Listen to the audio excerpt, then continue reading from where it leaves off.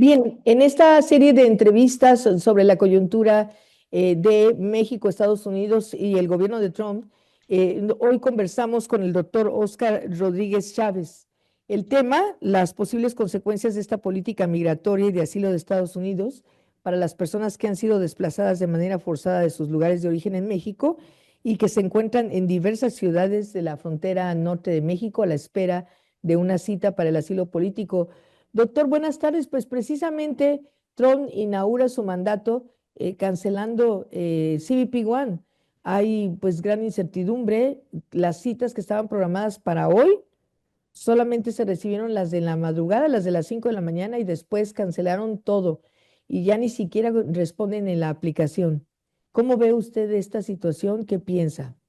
Buenas tardes, gracias por el espacio, Rocío. Pues sí, básicamente era algo que esperábamos, que cuando diera inicio el mandato del gobierno de Trump, hubiera cambios fuertes en la política migratoria. Sabíamos que CBP One era una política, una aplicación que había puesto en marcha el gobierno de Biden y Trump ya había manifestado en su momento que esta política se eliminaría. Lamentablemente, pues a pocas horas de que tomara protesta el presidente Trump, pues vimos que hubo una larga serie de declaraciones,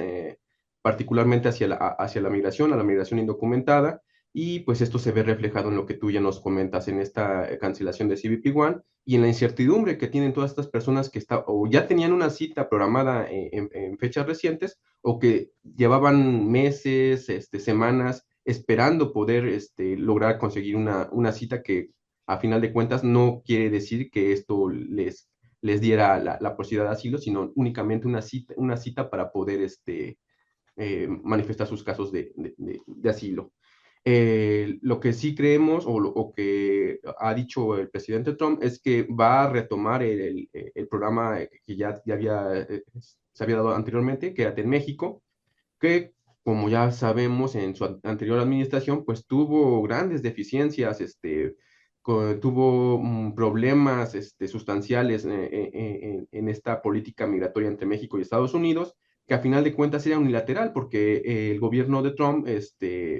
establecía las reglas del juego y a final de cuentas México, a partir de amenazas arancelarias y de otro tipo de amenazas políticas, pues únicamente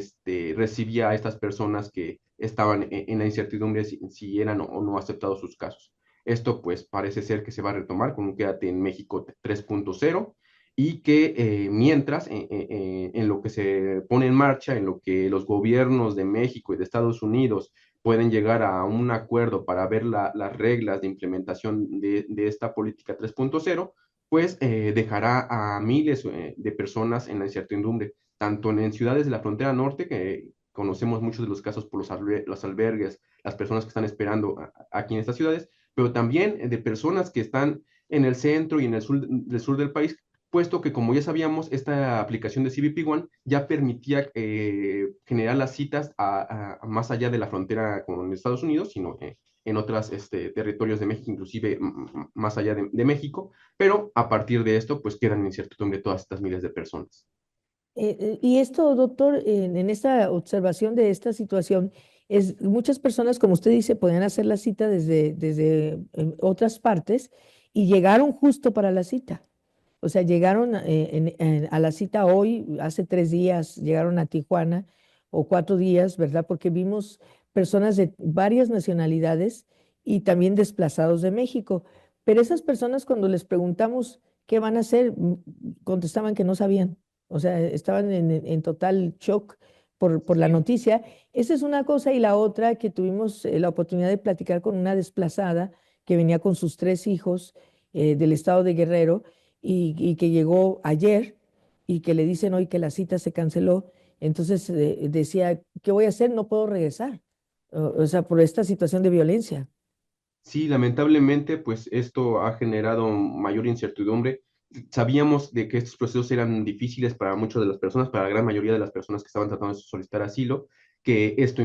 podía llevarle semanas o meses y que la mayoría de estos, pues una vez que lograban sacar una cita, se daba la fecha cercanas a su entrevista, pues muchos de ellos que las habían tramitado en otras partes lejos de la frontera norte de México, pues se trasladaban hasta ciudades de la frontera para poder acceder a estas entrevistas. Sin embargo, pues como tú lo dices,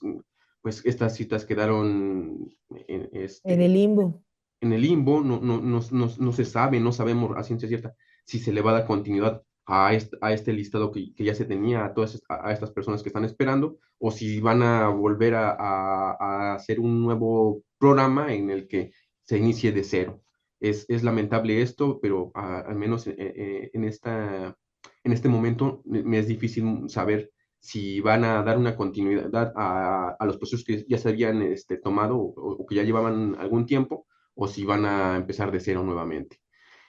Por otro lado, como tú comentas, pues, bueno, por un lado tenemos a las personas desplazadas de otros países que en muchas ocasiones pues, están en ciudades de la frontera norte de México esperando, inclusive en otras ciudades más al sur y centro del país, pero también tenemos a las personas desplazadas internas que, como lo mencionas, pues no pueden regresar a sus lugares de origen. Muchos de ellos, a no encontrar la seguridad, a no encontrar el bienestar tanto para ellos como para sus familias, pues se vieron obligados en su momento a salir de sus lugares de origen y trasladarse en primera instancia, muchos de ellos, hacia ciudades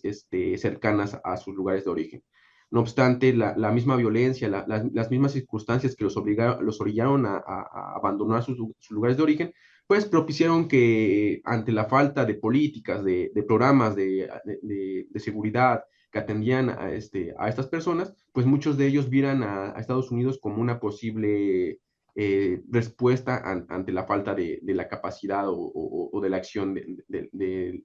los diferentes, ¿no?, niveles de gobierno en México. No obstante, pues, ¿qué pasa? Que cuando llegan aquí a las ciudades de la frontera norte, pues se ven muchas veces topados con las propias invisibilidad que tiene este fenómeno. Normalmente cuando pensamos en solicitantes de asilo, pensamos en personas que vienen de Centroamérica, de Sudamérica, inclusive extracontinentales que vienen huyendo de diferentes circunstancias violentas, inclusive de desastres climatológicos o provocados por el ser humano, pero olvidamos que además de ellos también hay personas al interior de México que también por motivos de violencia, por motivos de conflictos territoriales, conflictos entre grupos criminales, pues muchos de ellos han tenido que salir de estos lugares y están tratando de llegar a Estados Unidos, en donde se topan con una barrera y que de por sí esta barrera ya era muy difícil, muy pocas en la mayoría de los casos que tenemos documentados, la gran mayoría de estas personas llevaban meses, bueno, semanas o meses intentando lograr sacar una cita, pero muy pocas de ellos la habían conseguido. Y además de esto, pues ya al tener la cita, muchas de estas personas, sus casos eran rechazados.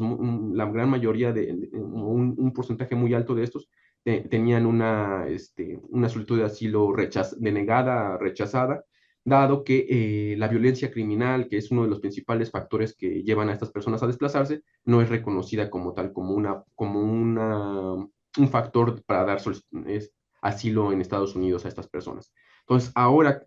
si esto ya era complicado con lo que vemos con las nuevas medidas de Trump, pues pone en un mayor riesgo, mayor vulnerabilidad a todas estas personas desplazadas internas y que pues no pueden regresar a sus lugares de origen. Entonces, ¿cuál es la única opción que tienen? Quedarse en ciudades a la espera de ver qué va a suceder con estos procesos, si se van a retomar o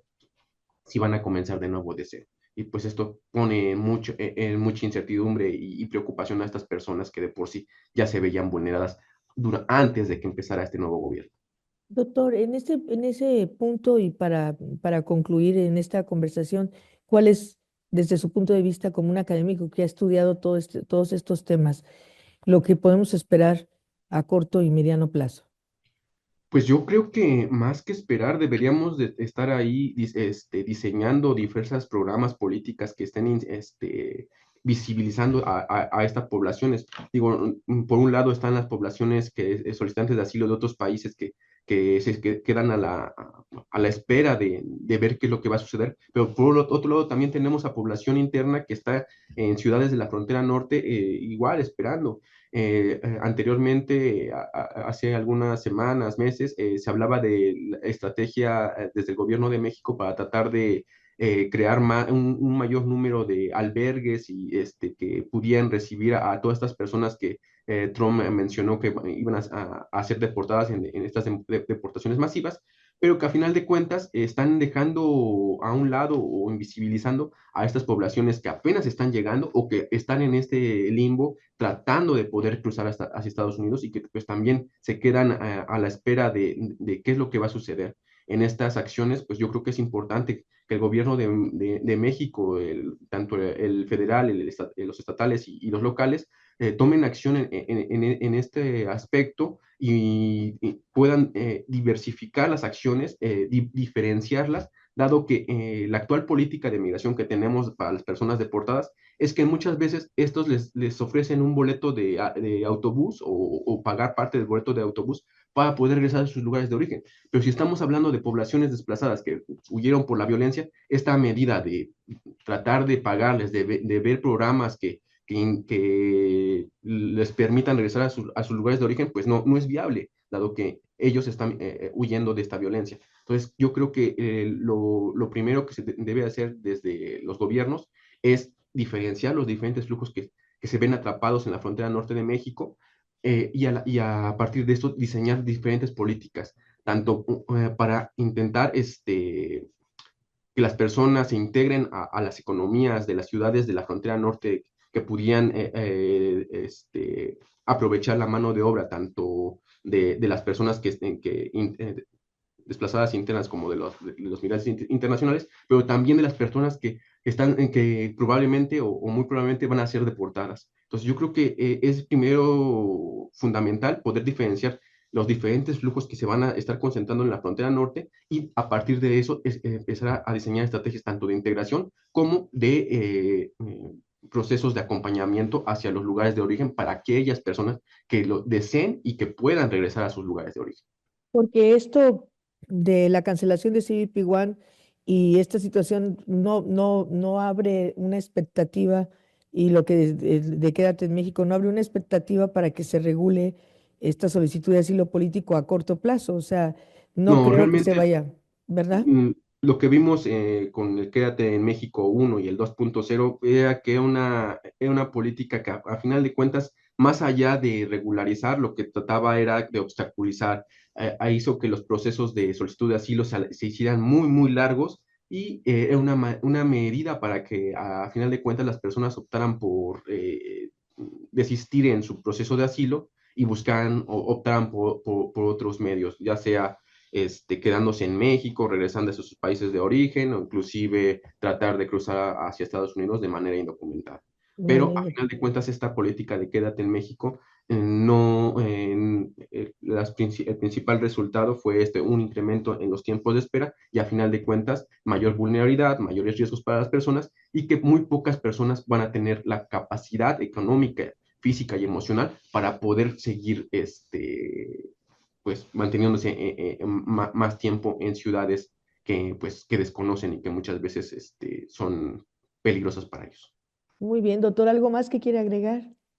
Pues como les digo, básicamente creo que es un periodo para la migración y migración en general relativamente muy tenso. Las relaciones políticas entre México y Estados Unidos se ven tensas. Los discursos políticos del nuevo presidente de Estados Unidos están muy cargados hacia los migrantes. Entonces, yo creo que una de las principales estrategias que debe de hacer tanto México como otros países que son origen de estos flujos migratorios es empezar a dimensionar las características de los diferentes flujos que se están viendo atrapados en las diferentes regiones de tránsito de estas migraciones y a partir de eso diseñar políticas, sobre todo de integración y que permitan reducir, por así decirlo, la vulnerabilidad y los riesgos de estas poblaciones mientras están a la espera, ya que muchos de ellos, pues, saben que su única opción o su principal objetivo es llegar a Estados Unidos y pese a las barreras que pudieran existir, pese a estos intentos de militarización de la frontera de Estados Unidos, pues muchos de ellos van a intentar cruzar a Estados Unidos. Entonces, estos hechos, pues es fundamental que tanto el gobierno de México como los gobiernos de otros países apoyen con programas de protección para que estos procesos de espera y de estancia en ciudades y en regiones de alta vulnerabilidad pues sean lo más llevaderos posibles. Muy bien, doctor, le agradecemos mucho su tiempo y su conocimiento y estamos en contacto. Muchas gracias. Hasta luego.